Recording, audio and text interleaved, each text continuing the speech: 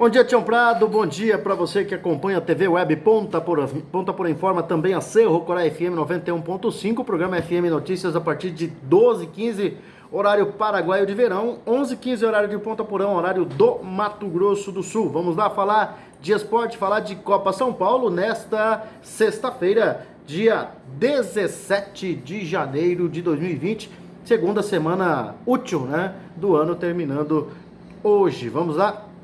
Então, com as informações, falar de Copa São Paulo, já que o atual campeão, o São Paulo, foi o último classificado para as quartas de final da Copa São Paulo de Futebol Júnior. Na noite de ontem, o time paulista ganhou do Coritiba por 3-1 em São Bernardo do Campo. Nas quartas de final, o São Paulo vai enfrentar o Oeste de Barueri, que mais cedo eliminou o Avaí nos pênaltis. O jogo vai ser amanhã, às 20h30, na Arena Barueri, em Barueri. Empurrado pela torcida que mais uma vez compareceu em bom número ao 1º de maio, o São Paulo dominou o primeiro tempo, tanto que antes de abrir o placar aos 19 minutos, criou pelo menos 3 grandes oportunidades. Depois de salvar o Coritiba com defesas importantes, o goleiro Marcão não conseguiu evitar o gol do São Paulo. Maia aproveitou a sobra de escanteio e soltou a bomba da entrada da área, e depois disso o time paulista tirou um pouco o pé do acelerador com essa vantagem, né? O panorama da partida não mudou depois do intervalo e o São Paulo ampliou aos 6 minutos. Juan recebeu na entrada da área, girou em cima da marcação e finalizou rasteiro fazendo o segundo gol. Aos 16, Galeano chutou de fora da área e marcou o terceiro. O paraguaio Galeano no São Paulo vai fazendo aí boas participações, né? Fez gol na rodada passada, fez gol agora novamente. O Coritiba diminuiu com José Daniel aos 26 minutos. Para não correr mais riscos, o São Paulo passou a valorizar a posse de bola, esperando o apito final do árbitro. Os outros confrontos das quartas de final são Botafogo Internacional, Corinthians e Atlético Paranaense, Vasco e Grêmio. Já que nós falamos do Vasco da Gama, o Vasco chegou a ficar 2 vezes atrás do marcador no jogo de ontem, né? Mas virou para cima do Goiás e garantiu a presença nas quartas de final da Copa São Paulo de Futebol Júnior. O Goiás que eliminou o Palmeiras na rodada anterior. A vitória por 4-2 em Itapira contou com gols de Vinícius, Caio Lopes, Luan e Arthur. João Lucas e João Marcos fizeram para a equipe do Centro-Oeste. O adversário do Vasco na próxima etapa da Copinha será o Grêmio, que também venceu o Atlético Mineiro de virada por 4-1 em Mogi das Cruzes.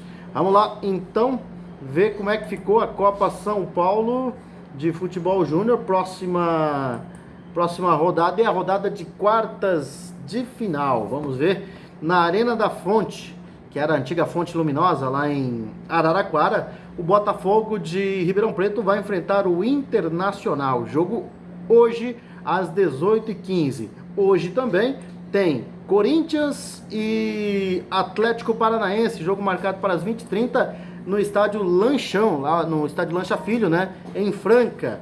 E o Corinthians é o maior campeão da Copinha, 10 títulos até aqui, continua aí na briga por mais um título. Vamos ver como é que se sai diante do Atlético Paranaense, que vem fazendo boa campanha nesta Copa São Paulo de Futebol Júnior. E amanhã, em local ainda a ser definido pela organização, pela Federação Paulista de Futebol, o Vasco da Gama joga contra o Grêmio. O jogo está marcado para as 17h15, mas o local ainda não foi definido. Outro jogo também sem definir local, mas que provavelmente deve ser aí a Arena Barueri. O Oeste vai enfrentar o Vasco, o São Paulo, perdão, né? Enfrentou o São Paulo, que venceu o Coritiba por 3-1 e está nas quartas de final. Então, Corinthians e Atlético Paranaense, Botafogo Internacional, Vasco e Grêmio, Oeste e São Paulo são os times que permanecem na briga pelo título da Copa São Paulo de Futebol Júnior, Tião Prado. E aqui no Mato Grosso do Sul, os times vão se preparando aí para o início do campeonato estadual, né? E há um problema aí, né, como sempre, que são os estádios. O Morenão, por exemplo, que tinha expectativa de ser liberado nesta semana, não foi. A Polícia Militar voltou ao estádio Pedro Pedrocião, Morenão, em Campo Grande, e a fim, né, de vistoriar a Praça Esportiva a permissão do laudo de segurança, mas pendências encontradas durante a visita adiaram a liberação desse documento. Segundo o tenente-coronel Gidevaldo de Souza Lima, que chefiou a vistoria, as salas reservadas à Polícia Militar e aos árbitros estavam irregulares. A Polícia Militar, né, a sala da Polícia Militar estava ocupada até o teto por lixeiras, né, inacabada. a revitalização feita pela Universidade Federal de Mato Grosso do Sul no acesso às rampas do estádio que deixam entulho de obra na área também veda a emissão do laudo. Imagina, né, você liberar um estádio com entulho cheio de pedra ali, é um prato cheio para o torcedor mal intencionado. E o Souza Lima ainda pontuou que não recebeu os laudos de vigilância sanitária e de prevenção e combate a incêndio e pânico, que são complementares ao documento elaborado pela Polícia Militar. De acordo com o tenente-coronel, a polícia aguarda nova convocação da Federação de Futebol de Mato Grosso do Sul para, enfim, realizar a vistoria definitiva.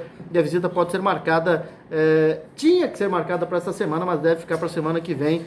O estádio Pedro Pedrocião Morenão não está liberado para os jogos do Campeonato Sul-Mato-Grossense, que começa na quarta-feira que vem, dia 22, lá em Rio Brilhante, no estádio Ninho da Águia, onde o atual campeão Águia Negra recebe a Sociedade Esportiva Ponta Poranense no jogo dos campeões, né, da Série A, com o campeão da Série B do Estadual de Mato Grosso do Sul. Todos os times se movimentando, alguns se apresentaram apenas nesta semana, como é o caso da Sociedade Esportiva Ponta Poranense, para já jogar na semana que vem. Vamos ver como é que se sai o representante de Ponta Porã, a CEP, a Sociedade Esportiva Ponta Poranense, depois de 24 anos longe do campeonato, né? Volta aí à primeira divisão. Vamos ver como é que vai ser a estreia do time da CEP, o Águia da Fronteira, né? O antigo comercial de Ponta Porã. São essas as informações, Tião Prado. Nós voltaremos, se Deus quiser, na segunda-feira com mais informações aqui na Cerro Corá FM 91.5, também na TV Web Ponta Porã Informa.